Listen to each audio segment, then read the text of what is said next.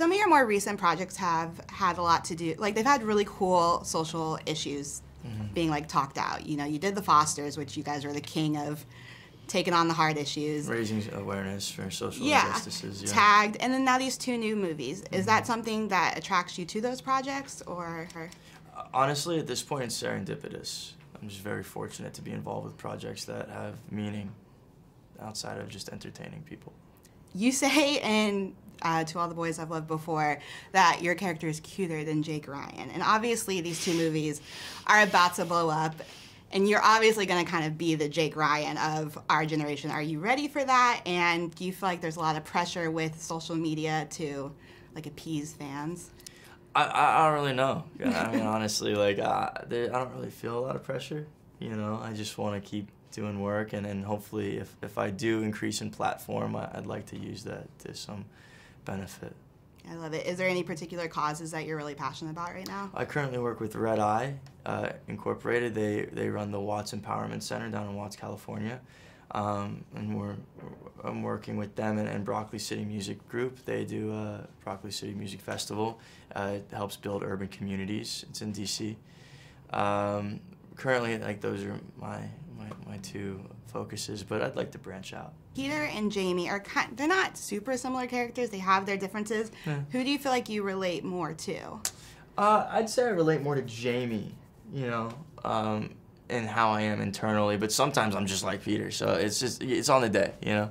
I feel it. And then with Sierra Burgess, it's an adaptation of Cyrano de Bergerac. What do you want audiences to take from that movie? You know, for me, the message is loud and clear. Do not let society define what beauty is. Do not let society define love or what that looks like.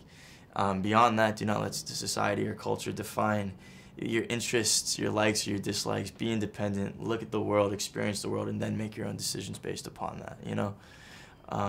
Yeah, that's really what I want people to take home.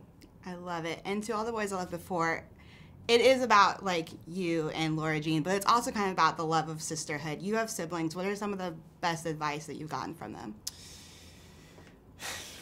You know, just my sister, really just her presence and just being there.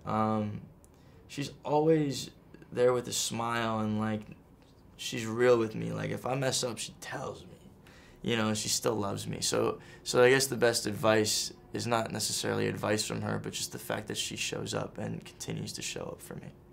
Dope. And do you have any upcoming projects that you can promote besides, you know, these 2 awesome movies?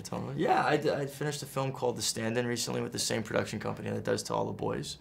That's about a young man who's enterprising, and he comes from a low-income household, and one day he decides to build an app that allows anyone to hire him as a stand-in date.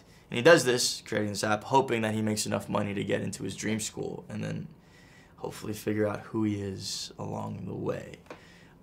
It's a cool film. And Laura Morano's in that, Cami Mendez is in that, young boy Odysseus out from New York, he's a great musician too. He plays my best friend Murph in that. I'm excited to see it. Well, thank you so much for sitting down with me. Of course, thank you.